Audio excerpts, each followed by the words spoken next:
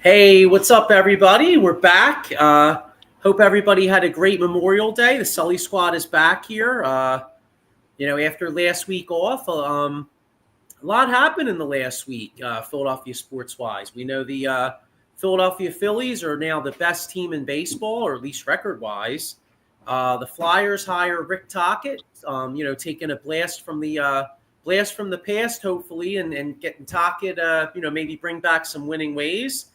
And nothing really new with the Sixers. I mean, just some draft stuff as far as Paul George talking about Ace Bailey, and then of course I don't know if you guys saw on the internet that I was like flipping around, and that guy Gilly, the guy that does the Eagles shows, was giving Paul George a bunch of shit for last year. Did you guys see that at all? Mm-hmm. Yeah, you should. I know, right?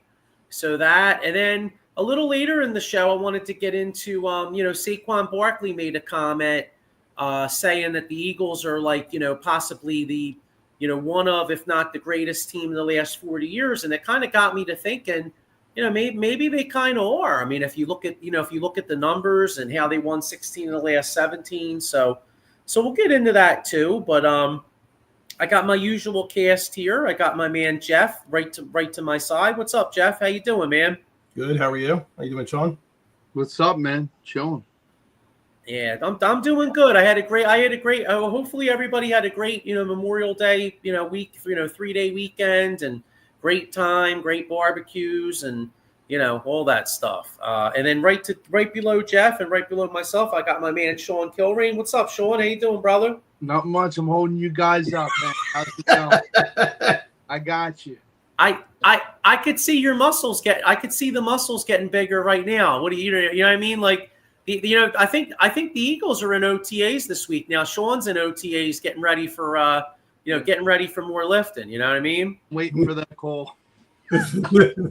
Yeah, so I don't know, guys. I mean, it's kind of like a potpourri of sports here, but I guess let's start it off with the team that's playing, and that's the Philadelphia Phillies.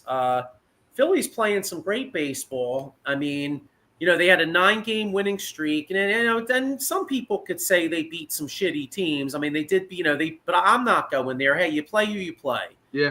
They sweep Pittsburgh. Then they sweep Colorado, and then this past weekend they take 2 or 3 from the A's. So the Phillies are now in first place. Big week ahead with the Atlanta Braves coming in. And then, of course, over the weekend, you got the Milwaukee Brewers and Rhys Hoskins coming in. So, let's get a little Phillies perspective here. Jeff, I'll start with you. A few weeks back, we were very critical of this team because they were starting to play better, but, they weren't quite on the streak they are now. What's your feel on the Phillies now? They have the best record in baseball, but are they the best team? Well, write these down. I got a list. Mm-hmm. So one, I was just reading another article. Noel is still not throwing from the mound. Mm-hmm. So what went from a little bit of a tiny ankle sprain that came out of nowhere, because the same day that he got put on the injured reserve, he had that benefit, and everybody said he was walking and moving around perfectly fine, to now he still hasn't thrown off the mound. So there's more going on than they're saying, which is, in a way, it was fine with me. Maybe he's learning how to pitch. I don't know, but he's not there. So that's one thing that they're, I guess, in a way, hiding. They're usually pretty open with injuries and stuff, but there's something going on there. Two, I actually just bookmarked an article I was reading. Ranger just asked the Phillies he'll take a discount to stay here next year. He doesn't want to go anywhere. He wants to prove the money that he's worth and put in a full year. So he's asking them to actually, he'll take a pay cut to stay. So that might be good for them if they actually, go with that, if that's the way Dombrowski thinks.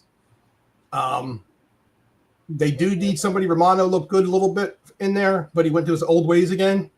Mm-hmm. This guy's just, it's going to be a Kimbrel type of season. I can't deal with this guy. Yeah. I just,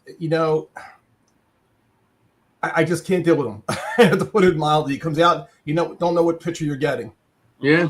To figure out what to do there. And they need to find some relief pitching around the league. There is some out there. I mean, these other teams bring in players that are dropped or minor leaguers. I mean, they almost had, and I know they're looking right now at Pittsburgh, getting what the hell's that guy's name? They just brought him back up. They DFA'd him and brought him back up, but he was like their saves leader last year. He's really good. Not Bednar. What's that? Bednar. Yes, Bednar. Thank you. Mm-hmm. They're looking into possibly getting him in here, which could help. Sometimes a change of scenery, does things. But that's where I kind of feel with that. I don't like the trend of them always coming back at the end. It's nice to know they starting off games with getting some runs, which is good. That's gotta help. I can't stand sitting there watching the game and it's like nothing, 1-0, the other team going through till the 7th inning. Then all of a sudden we break out. It's not going to always happen. True. So, and like you said, it doesn't matter what team it is.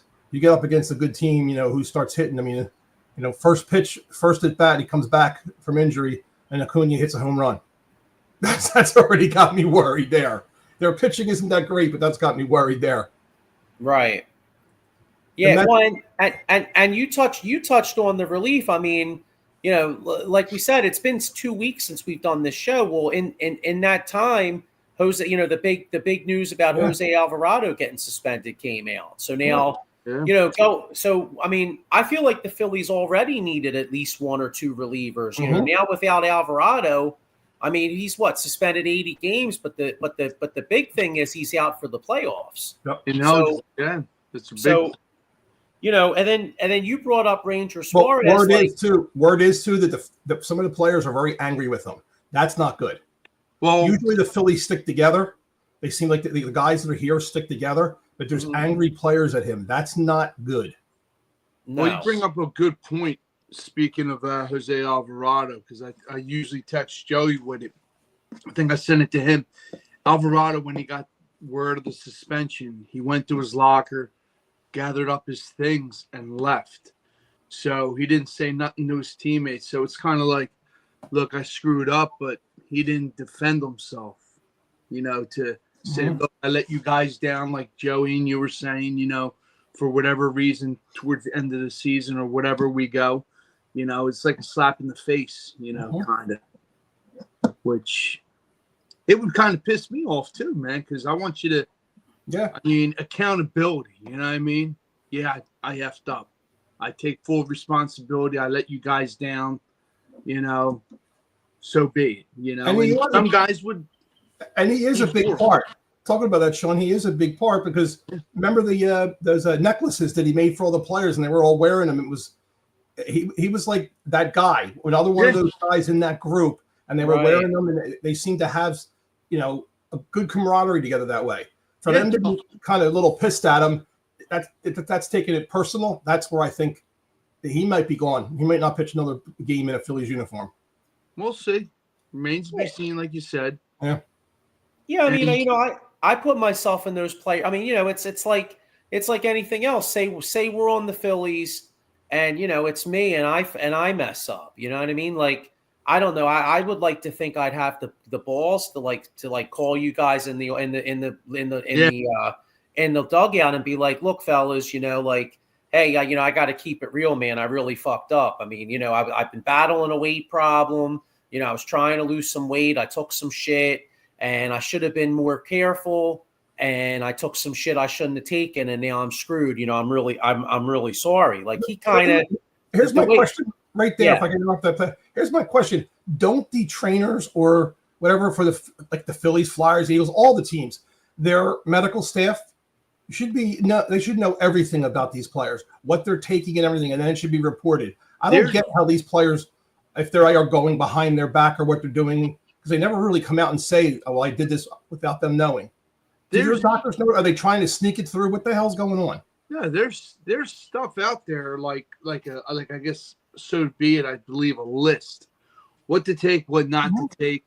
It's just like taking creatine. Some creatines have some stuff that the MLB allows and doesn't allow, but first and foremost, like we're all saying, you should know what you're putting in your body.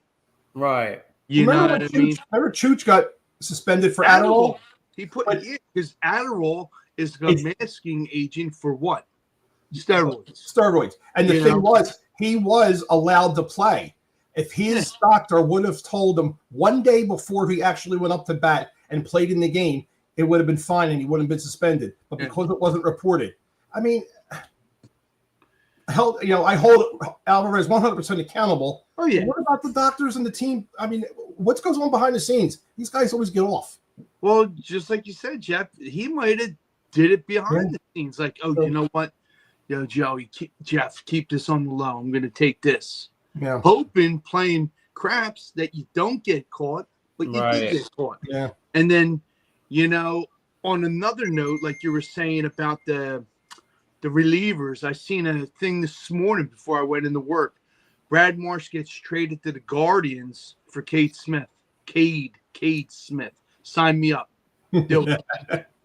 I was going to say when you said Cade Smith with Sean, I was thinking about our show tomorrow night because bringing her back, baby, from the dead. You got it. I was going to say any Flyers fans out there, Sean and I are doing we're doing a old school show on the Mike Keenan era Flyers. It's going to be on Streampunk PA. Yeah.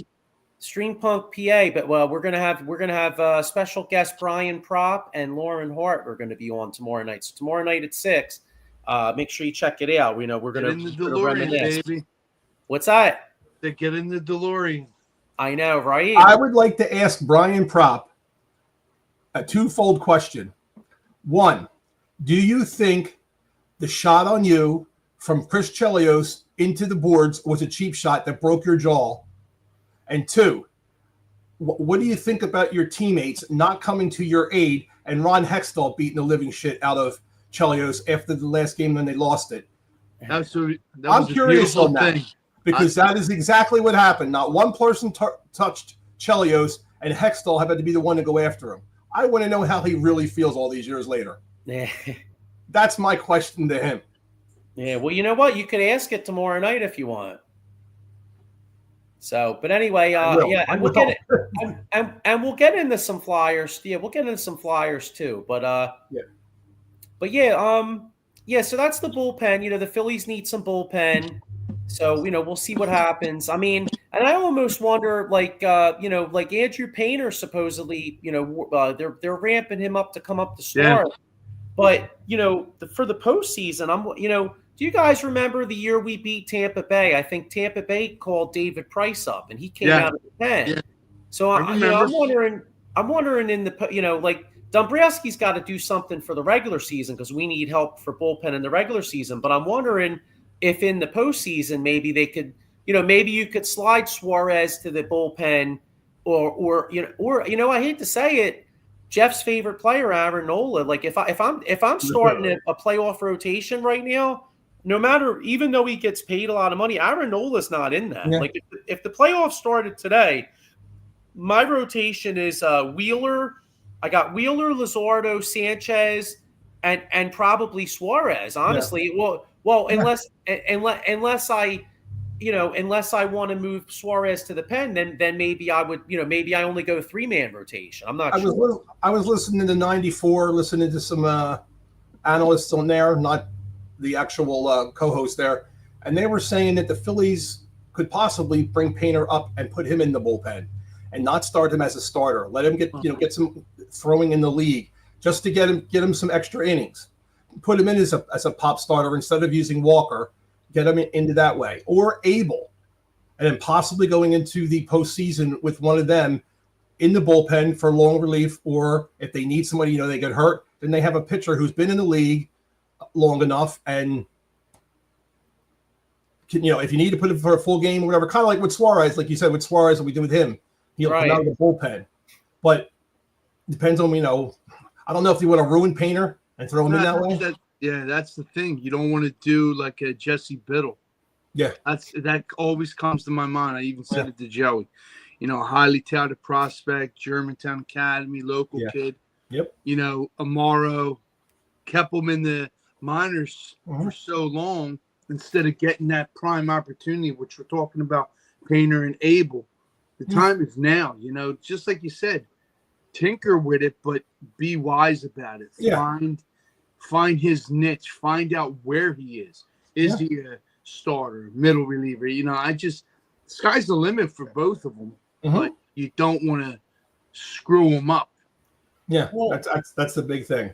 Well, they did say that they have an innings limit on Painter. Yes. So that kind of would lend you to think that maybe not necessarily now, because I think Sean, I kind of agree with you. Like he's coming off a Tommy John surgery, so I don't know if you want to mess with his arm. No. Like you probably want to stretch him out and have him be a starter now.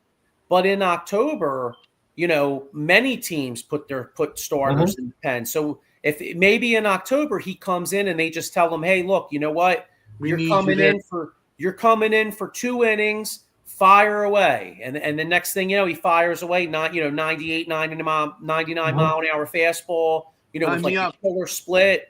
And I'll tell you what, that happens a lot in the playoffs. Like that shit happens a lot. Like I remember when the Red Sox won their last World Series, Nathan Eovaldi came in, and he was a starter. He threw gas coming out of the pen, and I think Chris Sale actually, as a starting pitcher, I think he was on the mound for their last out in the World Series. Yes, remember Wheeler said he'd be ready to go if you need me.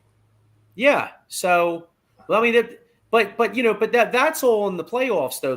I guess the concern is now, though, this pen is so short. Yeah. You got to get through. We're only at Memorial Day. We still got to get through the rest of the season, and I'd like to win this division. So, that's a drag though too, because the fact that we have such a glaring need in the bullpen. Opposing general managers like if Dave Dombrowski calls me on the phone and he wants a reliever, like I'm sitting there, I'm sitting there like licking my chops, like, all right, let's see. Like remember the movie Draft Day where Kevin Costner's like, give me David Putney just because I'm just for the heck of it. Yes, sir. That's like me. I'm like that GM. You know what I mean? I'm like, all right. I'll take Mick Abel, and throw me this good Class A prospect who you really like, just for the F of it. I kind of think that's what Dombrowski is doing today. If you think about it, I think he's keeping this thing together for, I don't know, maybe it could be a month for whatever amount of time he's doing, making them not look like they're anxious to get a pitcher and then try and get something. But the league can see we need relief, but we're doing, like you said, we're tied with Detroit for the best record. Like, we're proving people wrong. Like, okay, everybody's like, oh, shit, their bullpen's in shambles. But you have these guys, when you think they're going to shit the bed, like, it could be Kirkland one night, lights down. Tyler Banks, or even Walker. But knowing what they need and what they want, I think, like you said, behind the scenes they do. Yeah. But I would definitely do the Guardians Marsh thing for sure, But little Dickie Romano got to get his head out of his ass because you never know what to expect from him. I know. I'm disappointed in him, actually. I thought maybe he turned the corner when he started looking good again, and then he just started to. And then you're not going to be perfect every time, but it just now. Yeah, but the only problem though, if you trade Marsh, then what are you doing in center field? Are you calling? Are you Rojas? And bring up Crawford. Are you calling Crawford up too? I am. I would like it. I would like it if he's another one marinating in the. He's doing good for his age. He's tearing it. Why not? Why, what do we have? You don't want to keep these guys in the minors. Like, perfect example, it's a revolving door. Look at the Cardinals. You get hurt, Joey, I come up. I get hurt, Jeff comes up. And it's all these guys, your new bar. And like even when Pujols got hurt, these guys come out of nowhere and are unsung heroes, or they're those guys in the minors that it's their time to shine, and they shine, and they're at the big show. And the I like it. I'm hoping we know what we're doing, because like you said, Jeff and Joe, this team's first place, and just keep the momentum going. Yeah. Yeah. So speaking of the momentum, I mean, let's look ahead a little bit. Big week ahead. Phillies got three games here with the Atlanta Braves, who since a bad start, the Braves have quietly been playing some good baseball since their bad start. Yeah. And now they're finally healthy. I mean, I think, what was it? Spencer Strider, I think, was starting tonight, right? Yeah, but he's still not in his groove, but yeah. And then I think Sanchez versus the guy, I believe the kid with the long last name, but Schellenbach? I believe so. But they now have Acuna back, so a lot of people are saying that the Braves may be ready to take off. So we're only I think the Phillies have them by what, about 8 games? Yeah. All right, so I know it's early. It's only a little past Memorial. It's only a day after Memorial Day, but 8-game lead on them. I mean, this it would be nice to at least take 2 or 3 from them. Absolutely. Go ahead, John. No, absolutely. Couldn't agree more. They need that for the psyche of Atlanta. They don't want Atlanta thinking, look, we can play with this first place team. Yeah, and the absolute worst case scenario would be for Atlanta to come here and sweep us. I mean, you definitely. I don't see that happening anyway, but you definitely don't want that, because then all of a sudden you're only 5 up on them, and then they got all kinds of momentum. You know what I mean? Yep. It's a long season. Arcia, he got picked up by the shittiest team in the MLB, the Rockies. Yep. Yeah. They aren't bad, man. I thought the White Sox were bad last year. The Rockies are bad. Yeah. They had that one good They had one good player. I'm trying to think, that right-handed batter. He was pretty good. Goodman, McMahon, Bryant.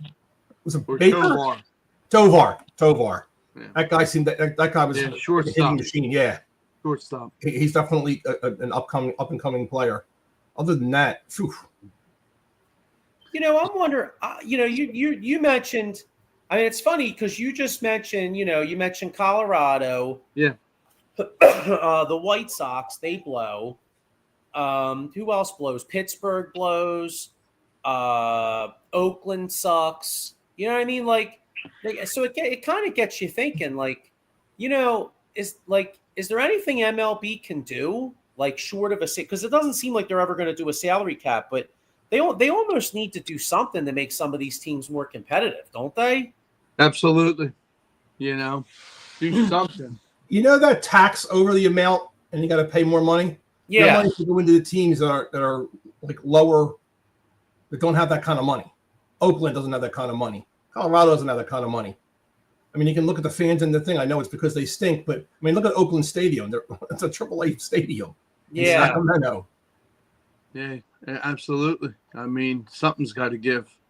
I mean, it does make you wonder, though, maybe when Oakland moves to Vegas and they get a new stadium, maybe that that could possibly make them more competitive. Yeah. You'll have your Flash out there. They'll probably go all in then and start bringing in the Flash. Yeah, but even so, though, I mean, Vegas is a great destination place, but you wonder, is that going to be that valuable of a franchise? I mean, there's still whoever thought hockey would do it. Look at hockey.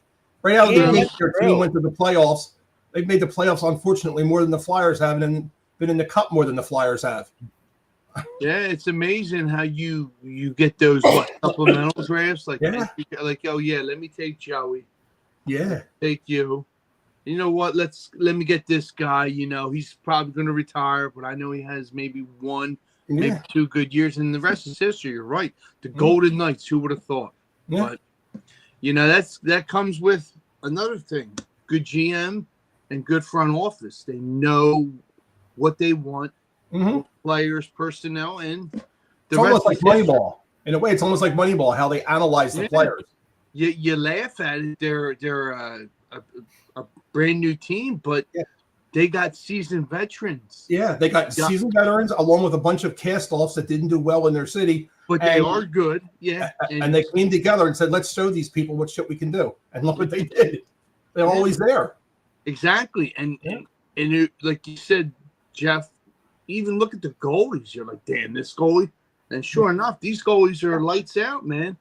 They might be on their last leg or whatnot, but they prove themselves. That's for damn sure. Talking about goalie, I was going to use that segment or segue into the Flyers. Put it this way. The Flyers would have been in the playoffs a lot more. And I even think in this year, if they would have kept Bobrovsky. That is one major downfall. Joey always said that. Shoulda, coulda, woulda. I never wanted to see him go either. I thought that's their biggest downfall. They just need a steady goalie. They still don't know, what's his face? He's not Kenetov or whatever. He's going back to the KHL. Kovalov's going back to the KHL. He's done. And the other one, he's done. He's they don't believe he's going to stay.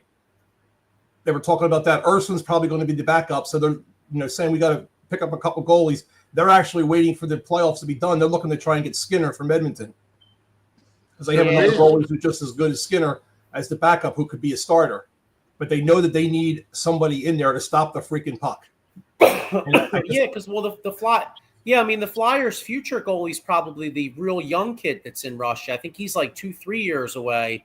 And I was reading something where Vancouver, I forget his name, but Vancouver has a goalie, and with the Tocchet connection, they were saying that where the Flyers may possibly get, him as like a 2 to 3 year stopgap. But we'll see. But real quick before we move on, let's get predictions for this week's Phillies series. So we got 3 versus Atlanta, 3 versus Milwaukee. What's that? 6 games. What's our record after these 6? 4-2. 4-2. Okay. Two from each. What do you think, Sean? We'll roll the dice. 5-1. 5-1. Wow. Okay. Could be wrong, fellas. I hope you're right. I'm gonna say 4-2. I'm gonna say 4-2, and then, Jeff kind of got me in a Flyers kind of mood. So since we're talking about goalies, and first off, this is kind of sad. I don't know. I forget if it was yesterday or today, but it's now officially 50 years since the Flyers have won a Stanley Cup. Yeah. I remember being a little kid outside banging pots and pans and. Wow. Yeah, I was a couple years away from being in my dad's balls. That's how long ago. I mean, I'm gonna be 40. Shit. I'll not take. Why don't you go to the getting hurt situation? Yeah, I'm gonna be. Shit, I'm gonna be 47 in July. You know what I mean? But 50. Christ. But anyway. Yeah. So but big news since the last time we were on here. Flyers officially hire Rick Tocchet as the coach. And I have on the bottom here an old school feel. So I know, there's a certain percentage of Flyers fans out there that don't, that are kind of like, oh, it's the same old Flyers, bringing back the, when are we going to quit this shit? But I got to be honest, I'm a big time fan of the Tocchet hire. I think that he's a pretty good coach. And, it's not like he just got off, Broad Street to coach here. I mean, he spent the last 20 some years in the NHL. I think he was an assistant with Pittsburgh. Right? He was and he's the head coach of the Coyotes. Right. Yes, with the Coyotes. The Coyotes sucked. They had no fans. There was just nothing in that stadium. And he had some good players, and they loved him. They didn't like when he got fired. Yeah, and that's what Briere said in his press conference. He said that players around the league respect Rick Tocchet, and if you look at this offseason, I mean, the Flyers have been in cap hell purgatory the last 3-4 years at least. Yeah. And they finally have some money. I think they got like 20 some million under the cap.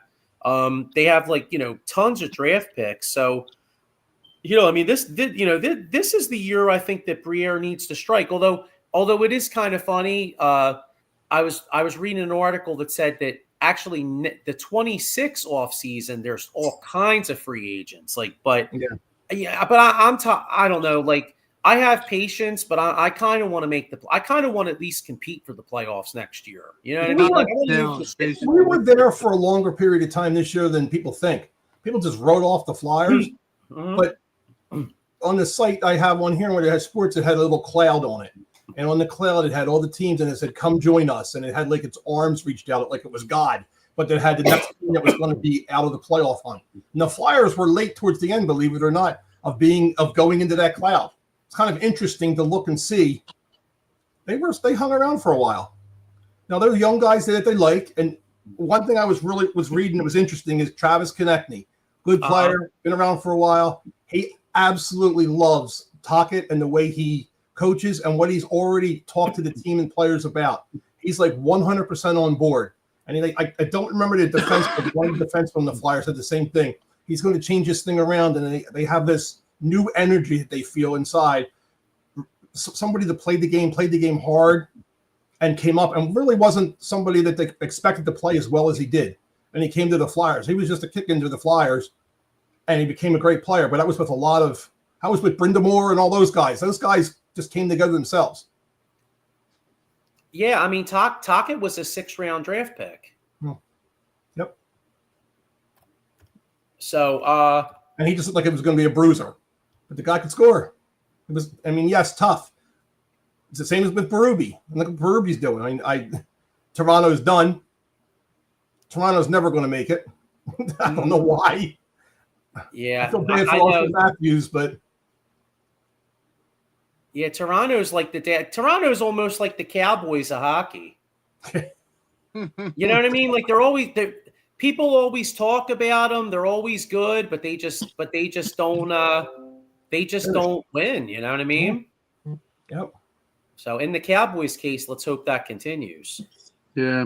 So Sean, what's your perspective on the Tocchet hire? I like it, man. I'm old school. I like it. Like you said, around the league, he has the respect of old players, former players, current players, and he's going to bring some of his style of coaching and his playing style incorporated with this team. And I'm interested to know how it goes. We do have a solid bunch. You got your Michkov and other guys. So I'm looking forward to it, man. I really am. Yeah, well, you look at the Flyers are almost like a donut. I mean, they got a big hole in the middle, right? I mean, no, that's a bag. Wait. No, you're right. Whatever. Most donuts have holes in them. Well. Yeah. Okay. There we go. Yeah. So anyway, they need some centermen. They're weak in the center. They're basically weak at center. They're weak at goalie. They need a number one defenseman at least. Yeah. Hang on just 1 second, guys. I got to get. Now let me ask you something with this. I seen battling long illness, Jonathan Toews. Would he come here? No, he may. He's a. I mean, I seen something like that. I mean, whatever illness he was. Was it blood clots or something? I believe so, but it was, and he's on medicine for it. As long as he's 100%, hey, yeah, go for it. He's definitely a Tocchet kind of player. Yeah. That's the big thing you're going to see is a difference. That's the thing I think is going to work out well. It's a different type, and I know everybody said, oh, it's a retread of an old player during kind of like the new days. I'm totally with you. A lot of players, yeah. A lot of coaches out there were former players. A lot of them just weren't good. Yeah, But He's this the main guy GM, got yeah. the raw end of the deal, like you said. Yeah. You know? We would be upset. We would be upset if he got hired by the Bruins or Penguins or some other team. We'd say, or especially the Rangers, because they were looking at Tocchet. Yeah, yes, they were. We would be pissed. It was between us and the Rangers, I heard. Yeah. You know, he went with his heart, a former player, former team, with open arms. The rest is history. But yeah, I'm hyped up to see what the Flyers are going to do, because it's been a long-awaited process, like Joey's been saying, to see what they can get, see what they can do. So we'll see with the draft, 6th pick, which we got screwed, but free agents. So we'll see what happens. You never know. Like so, we had Patrick and he did shit. You know, you never know who that guy is that comes out. That all right, we picked the winner. Mm-hmm. And any of you guys have an HOA? Yeah. Well, yeah. In a way, yeah. All right. What a pain in the balls. Because that's who was at my door. Some dude was like banging on my door like he was the cops. I'm like, what's up, dude? He's like, oh, I'm running for HOA. I'm running for like top board. I'm like, okay. And then he's like, oh, I'll be back in a minute. I'm like, dude, where do you live? I said, I'm doing a show. I'll be back in like 20 minutes. Like, I give a shit. You know what I mean? Next. Okay. Yeah. Anyway, I couldn't tell you. You know what I mean? I'm like, yeah, well, if you're not Rick Tocchet or if you're not Rick Tocchet or Flyers goalie, I don't give a shit. You know what I mean? Peephole. You should have looked through your peephole and said, I can't get the door. I'm naked. He would have walked away. No, well, my door's like right here, so it's like, you know what I mean. So, but anyway,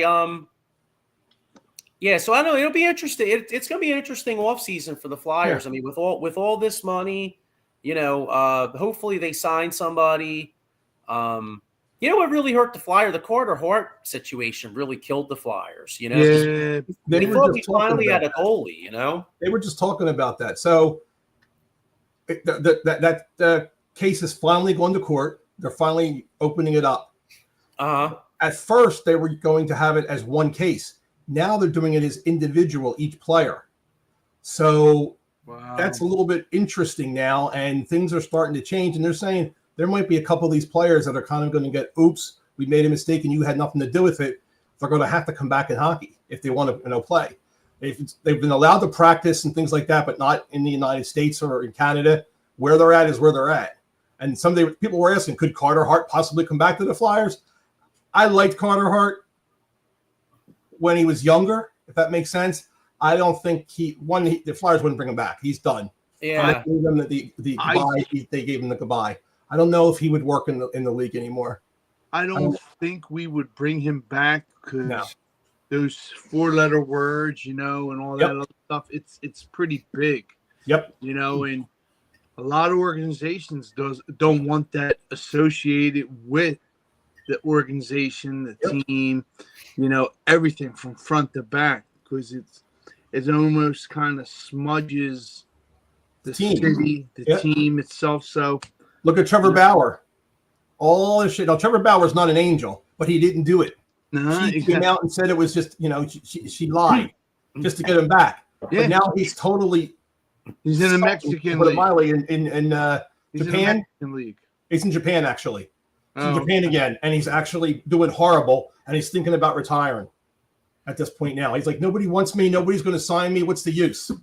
See, that's what's such a damn shame, though, because just say Carter Hart didn't do anything. I mean, he basically had his whole career ruined. You know what I mean? It's like, and it's like when those accusations come out, you see the huge ass headline, right? Like for instance, Duke lacrosse. Remember the Duke lacrosse? Yep. Yeah. So and a lot of people look and they go, oh, bunch of rich kids at Duke. Oh, they automatically assume that those kids were guilty. Yep. Right. And then, there were talk shows saying, throw the book at them, all this shit. What was it, like a few weeks later or a couple months later, it came out the woman lied about the whole friggin' thing. Mm-hmm. And guess what? And the sad thing is that when the correction comes out, it's like a little blurb. You know what I mean? You got the huge ass headline. Exactly. When the accusation comes out, then you got a little blurb, it's the world has changed. Yeah, it's guilty before you prove it innocent. That's the way it is now. It used to be the other way around, but not anymore. I mean, with Kim and Amanda being teachers.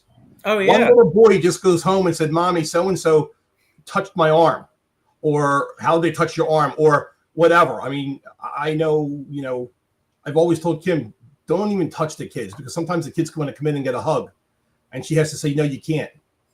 I mean, it's the second grade kid, and they just want a hug because of whatever. Well, it's that age. They get it from the mom and dad, a nice hug or a kiss goodbye. But like you said, can't. In today's age, you can't, because nope. No matter how you look at it, it's right, but in today's society, it's wrong. Yep. Of how you did it, like you said, how and it's a shame. Yeah. You're doing something you love, and that happened. Yeah. And Sean Oakman was another player too from Baylor. Was supposed to be a #1 draft pick. Girl said something. Yep. Comes out that he didn't do a damn thing, but his career's tarnished. And I think he's in the Canadian Football League now. So trying to play the NFL, your dream, and that gets shattered. It's a shame. It really is. Yeah, it is.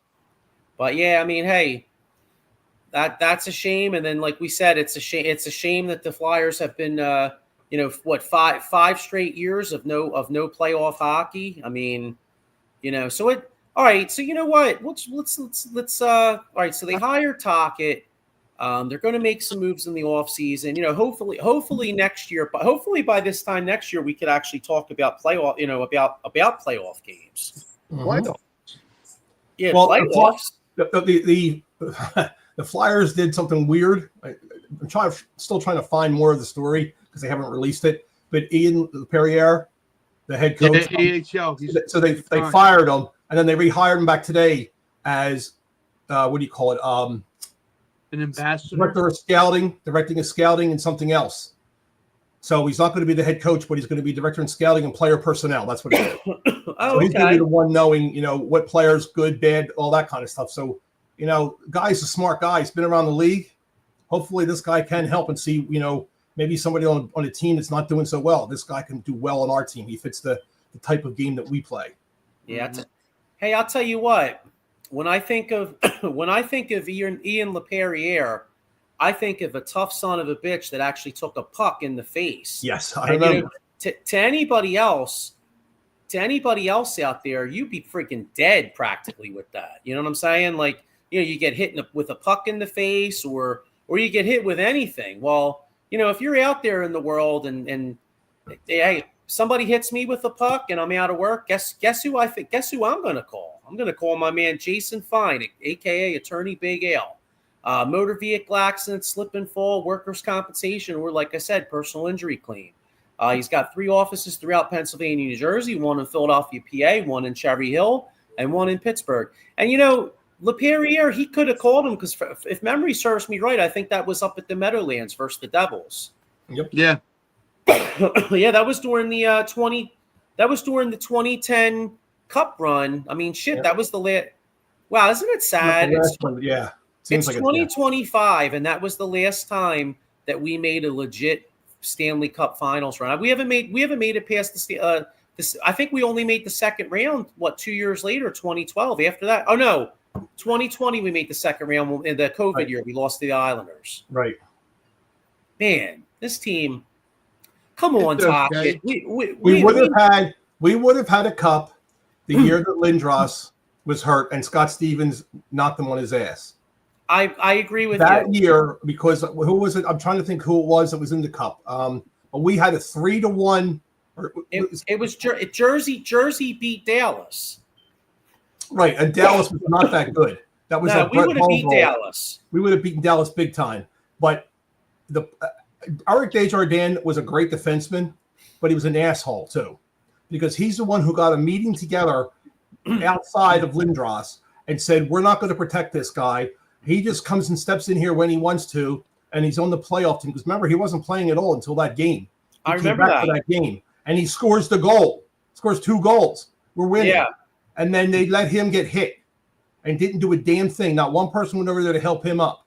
And I know Leclerc and Renberg have talked about it, that was a black eye on the organization, and they didn't go any further. But that they were embarrassed about that.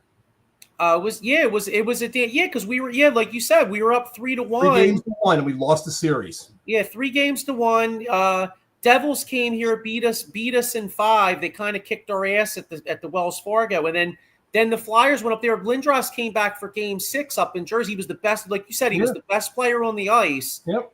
But they beat us, and then Game 7 here. I remember. I'll never forget that game. It was a Friday night, and I was supposed to go to Finnegan's Wake that night. Me and Sean, me and Johnny Teets were going to go to Finnegan's Wake. A few other people too.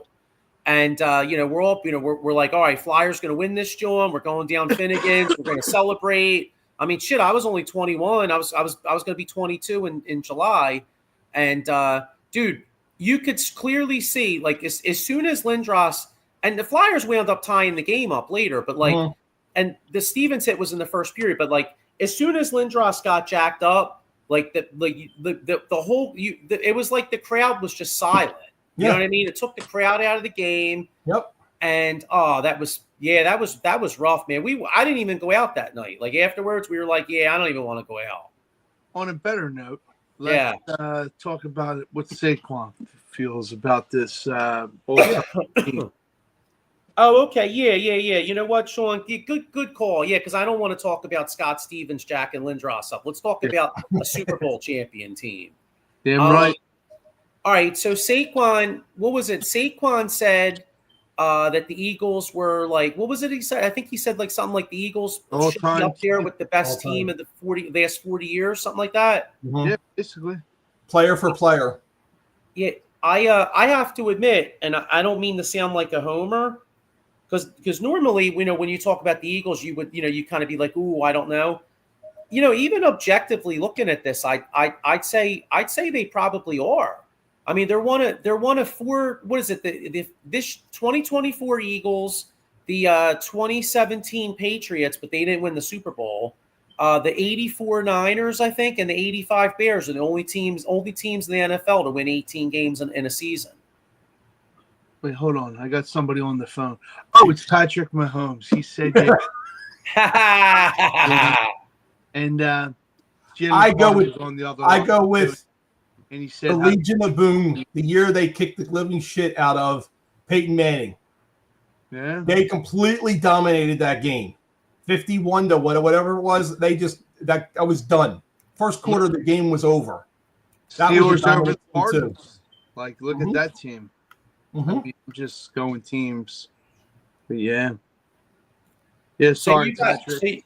So you got, do you guys agree with Saquon or you don't? Like, where would you? All right, you know what? Let's just for fun. Top 5. I would put them in the top 5. If you had like a top 5, they're definitely in the top 1 or 2. But there's a top 5 that are in there. All right, if we went back 40 years, the 2024 Eagles would go back to the 84 Niners. So you have any team from 84 until now. All right, so.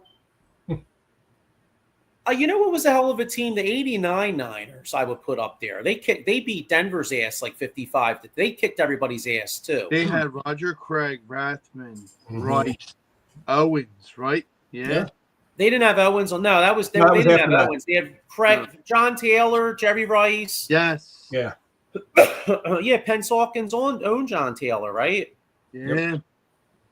Wow. No, we win. All right, so you know what? Let's just for the hell of it, let's do our top 5. All right, so I'll do mine. I'll do best team I've seen the last 40 years. Boy, that's a tough one. God damn, Joe, really?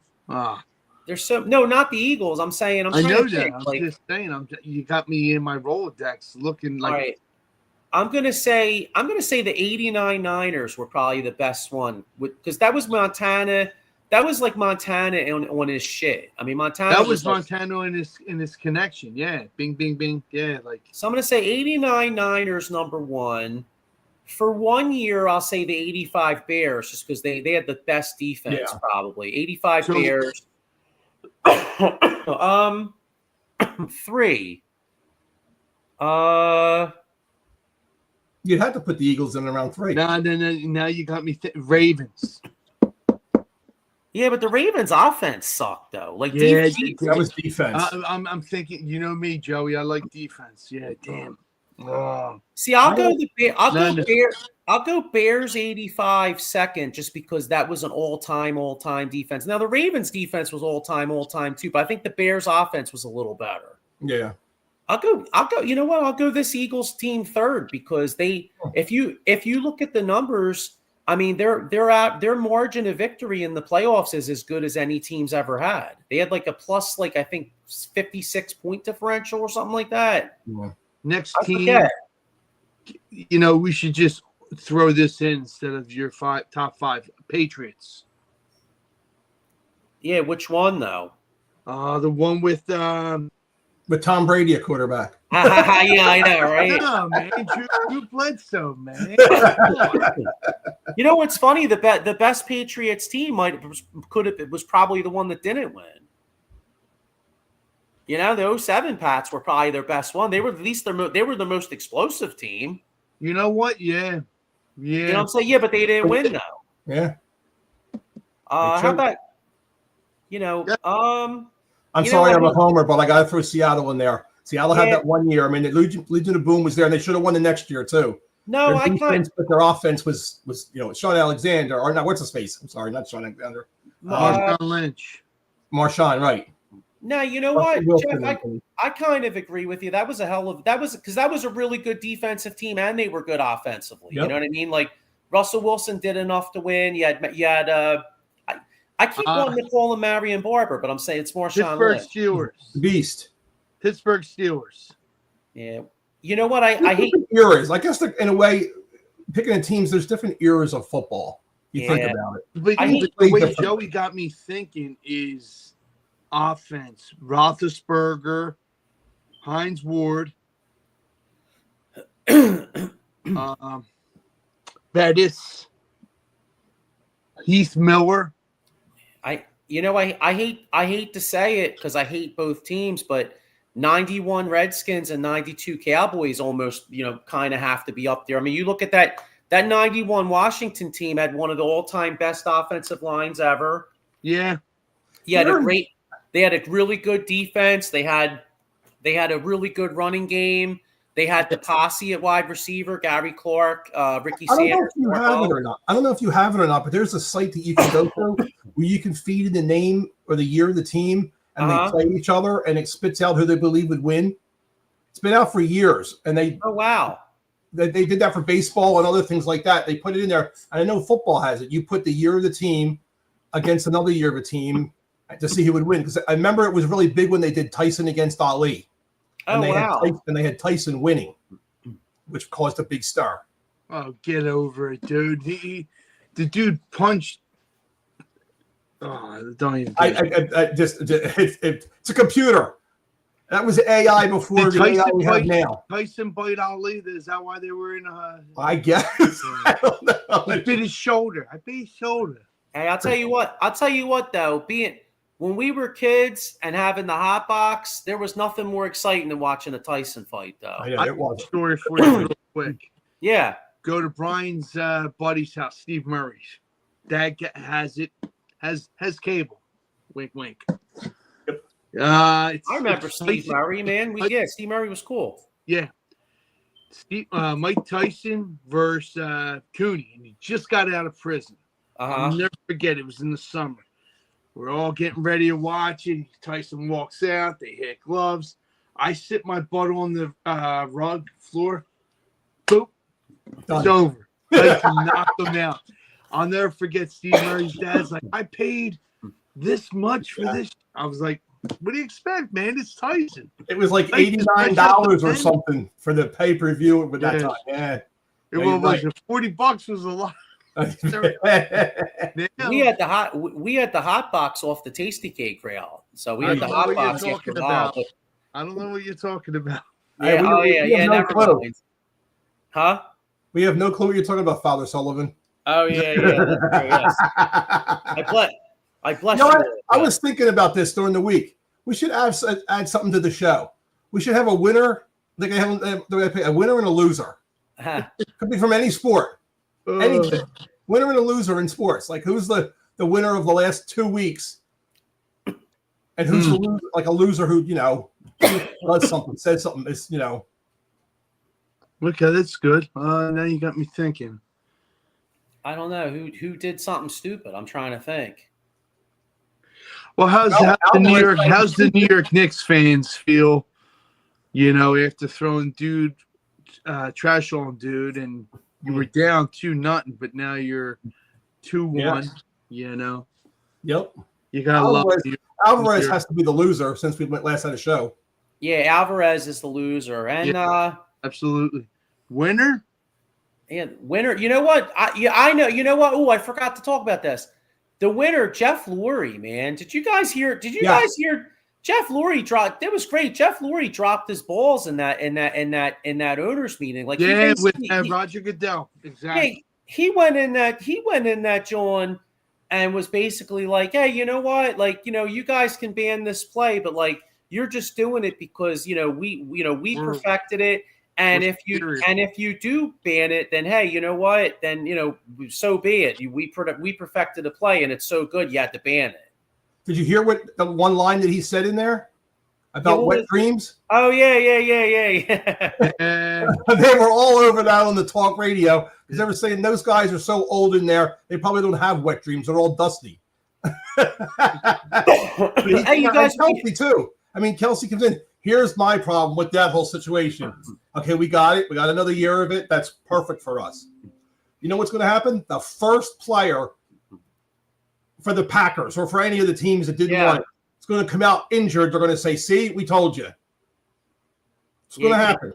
I'm more concerned with what I read about how Roger Goodell wants to talk about the salary cap, and because that has a bigger impact. Supposedly, they want to have a talk about the salary cap because like how Howie Roseman adds all these dummy years. Because the one thing about the Eagles, they have a competitive advantage because Jeff Lurie pays a lot of cash up front, and a lot of owners don't do that. So like the Eagles, I think Elliot Short Parks was on the radio today, and he said the Eagles top.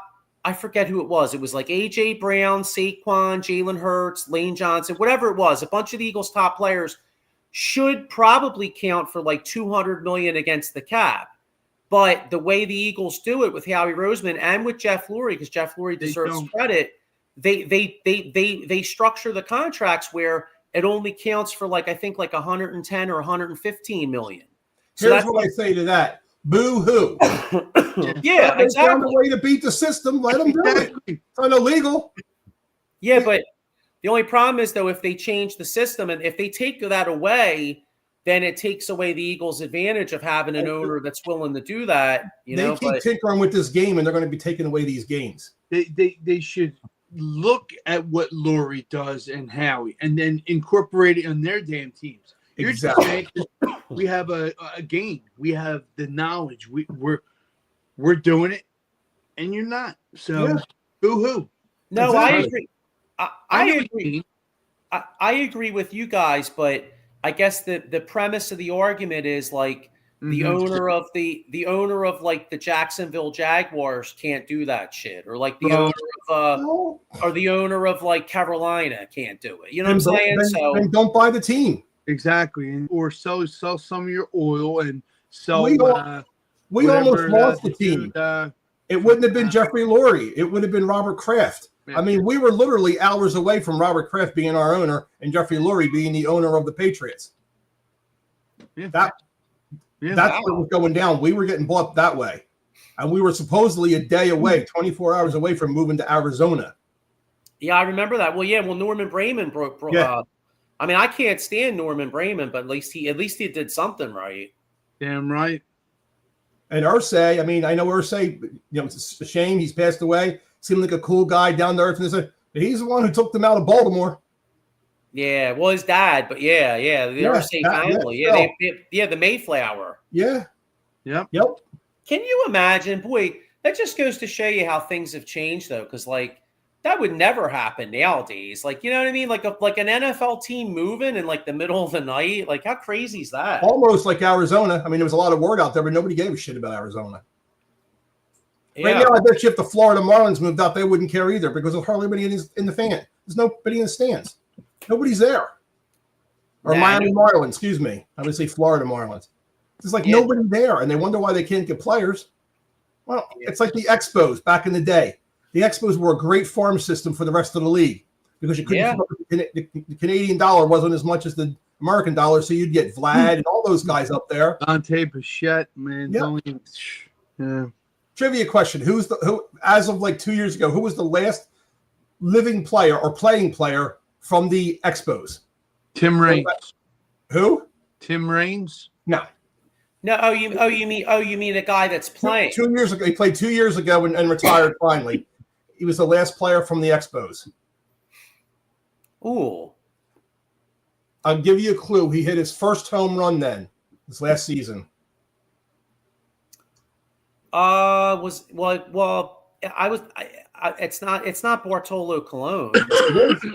Huh? Bartolo Colon. It was Bartolo Colon. And he hit a home run. Yep. He hit one out of the ballpark. You have to watch it. It was watching some sports thing, and they said, and for some news about the Expos, and we're like, the Expos? And they showed Bartolo Colon, I'm going to say running, jogging, I don't know what you want to call it, around the bases, as big as he was. His only home run in the league comes his last season. It was 2 years ago. I was trying to figure out the Expos and pitch for them. We call that around the bases, huffing and puffing. Oxygen beats base. I was trying to figure out who that was. Yeah, because the Expos moved so long ago. So because I think what did the Expos move like 2004, 2005, something like that. It was a while ago. Yeah, it was a long time ago. Yeah, because I remember. I'll tell you what. You know what? You talk about. I mean, you brought up like the Expos, like in their fans and stuff like that. No other team, I think, got screwed from that player strike worse than the Expos. The Expos had the best team in baseball and the best record in baseball that year. They may have won the World Series, and it's kind of like it's a very interesting like what if question on sports. Like you know, if the Expos win the World Series that year, do they move? Do they wind up moving away? No, true. The big thing, though, the big thing with them was that, like I said, they couldn't keep players because the dollar wasn't the same, and the taxes and all that, whatever they use up there, was not the same. So you had Vlad, and all these guys up there, Tim Raines, and all these guys up there, like you said, were great. But then as soon as their contract was up, there's no way the Expos could sign them. They were, like I said, they were a great AAA team. When you wanted a player, you just watch the Expos and who they're bringing up because that guy's going to be good in 2 or 3 years once he's out of his contract. I know. Every time I think of the Expos, I always think of I don't know why. Maybe it's because my age. Like when I started watching, I always think of that guy Dennis. What was it? Dennis Martinez, the pitcher. Yes. Tim Wallach, the third baseman, and outfielder Tim Raines. And then I always think of I was off from school. I was in 7th grade. And it was in May of 1991 where Tommy Green pitched a no-hitter up there at Olympic Stadium. I think it was like a Thursday afternoon or something like that. But yeah, that's always my images when it comes to the Expos. I remember when the Phillies won the division when Mike Schmidt hit the home run in left field bleachers in Montreal. John Olerud and Roberto Alomar stick out of my head. John Olerud, I remember. God, he was Yeah, they played for Toronto, though, didn't they? Oh, okay. All right, yeah. Oh, yeah, for Expos. Yeah, I gotcha. Okay. Expos, I always think, obviously, I always think of Gary Carter. Gary Carter. Well, yeah, I mean, he started off with them, and then he went to the Mets. But either way, he killed the Phillies. I think Gary Carter had, like, the most home runs, I think, by any visiting player at the Vet, or at least he was like top 2 or 3. Yeah, absolutely. Yeah, he always killed us, but... All right, well, I guess we'll get ready to wrap up here. All right. Oh, you know what? Before we get out of here, because we'll probably be on. Maybe we'll come on next week. I'm not sure. All right, so let's see. So we got NBA, NHL playoffs right now. We got NHL's kind of done. All right, Florida's pretty much beat Carolina, right? Yeah, 3-1. All right, yeah. So Florida's probably going to make it. And then in the West, you got Edmonton up, I think, 2-1 against Dallas. Yep. Who makes Edmonton. Does Edmonton make the finals? I hope so. I want McDavid to win a cup. Yeah. All right. So if that's the case, we'll have a rematch: Edmonton versus Florida, NHL, and then NBA. You got Oklahoma City's up 3-1 over Minnesota. I fell asleep. Apparently that was a great game last night. Yeah. And then you got New York, Indiana, Game 4 tonight. It's kind of a must-win for the Knicks. I mean, I don't think they want to go down 3-1. Who wins that series? Indiana and I hope City, so. Baby. Screw the Knicks. I agree. Screw yous. All right, so you're saying, and how about does Minnesota have any shot against OKC, or is that over? That's going back to OKC. You always say they have a shot, but it's pretty much over, I think. Yeah, they have about as much a shot as Jim Carrey as Jim Carrey and why am I drawing a blank on the other dude's name in Dumb and Jeff Dumber? Daniels. There you go. Yeah, Jack. Yeah, exactly. Not Jack Daniels. That's it for the show. Hey, you know what? Yeah, I'll tell you what. Yeah. Minnesota fans need some Jack Daniels to get through the ass whooping they're probably going to get the next game, because I think Oklahoma City's going to beat their ass. So, yeah, a lot of Jack. You know what I'm saying? Some good Jack and Coke to get through that game. So, I have a question. Do you think now the Eagles are America's team? Dallas is definitely not. No, we're the team. You know. Okay. Dallas can have that America's team because they keep shit in the bed for all you Dallas Cowboys fans. And if you want to watch their championships, slap in a VH tape and enjoy. You know. Hey, speaking of Jeff Lurie's comments about wet dreams, you know what? I completely forgot what I wanted to say. Do you realize that since it's been 30 years since the Cowboys have won a Super Bowl? So technically, a guy could be in his mid 40s, and that's how long it was. He was having them the last time they won the Super Bowl. You believe that shit? Yeah, and wet dreams. So enjoy. Exactly, that's what I'm saying. The scary part is I remember those. That makes me old. I remember the Super Bowls. Yeah. Enjoy. So I remember Vince Ferragamo on the Rams in the Super Bowl. That's how old I am. Oh wow! Okay, yeah, that was what, 79? Yeah, Pittsburgh and the Rams. Okay, all right, yeah. I think they made a move. What was it, like Heaven Can Wait or something? No, that was before that. That was about dying and going to heaven and looking down on your life. Nah, maybe that's not it. There was some movie that came out. It was like in the 80s where the dude like died and he like came back. He was like the Rams quarterback or something. I don't know. I forget. But anyway. Okay, Google it for next time. Yeah, I'll have to Google it for next time. Yeah, but all right. Well, we're gonna get ready to wrap up. Go Phils. Hopefully we keep winning. Like I said, any Flyers fan out there, man, make sure you check us out tomorrow night. We're gonna have a killer show. Brian Prop, Lauren Hart. Also, I wrote an article. Stream Punk. Good article. Where the hell was it, Sean? What, Stream Punk? Christ, I'm asking you. Punk Entertainment. Yeah, there you go. Yeah, Stream Punk Entertainment. Basically on the Keenan era. So if you get a second, check out the article, and if you want to watch the show, we're up Brian Prop, and we'll, because I mean, shit, we haven't had playoff hockey in like forever. It'd be nice to actually you realize we're worse. We're worse than Dallas fans. It's been 50 years for us. Yeah. Yeah, but at least we make it look good. That's true. Exactly. We don't have that kind of drama that they have. Dallas has Jerry Jones. Need I say more? That's it. I mean, I don't know what's going to happen when Jerry Jones passes away or passes the team down to his son, whether his son's going to be an idiot and a joke like his dad is now, because he makes just stupid mistakes. I still wish they would have taken Manziel. I wish they would have listened to him and took Manziel. They would be further back. I know. Yeah, that's ironic because, not to go on a Dallas tangent, they actually draft pretty good. It's just they just can't figure out how to handle the salary cap. I think the year they were going to take Manziel, I think they took Travis Frederick as the center. Yeah. And everybody was ripping him for taking a center, but it wound up being a great pick. Travis Frederick had a hell of a career. That was his son. He wanted Manziel. Yeah, right. The two of them were.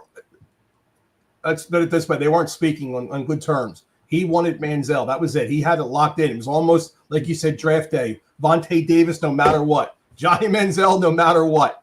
And they didn't take him. Yeah, well, we'll see what happens. But all right, everybody. Well, look, we'll be back tomorrow. No, we'll be back probably tomorrow. Yeah, right, in a way. Well, yeah, I hope we're back tomorrow. Oh, no. Oh, well, tomorrow, me and you for the old school show. I'm talking about the Sully Squad. Okay. Yeah, we'll be back probably in 2 Mondays. So we'll preview the NBA draft, NHL draft, and we'll get down to business here. So go Phils, and check out the old school. Have a good one, everybody.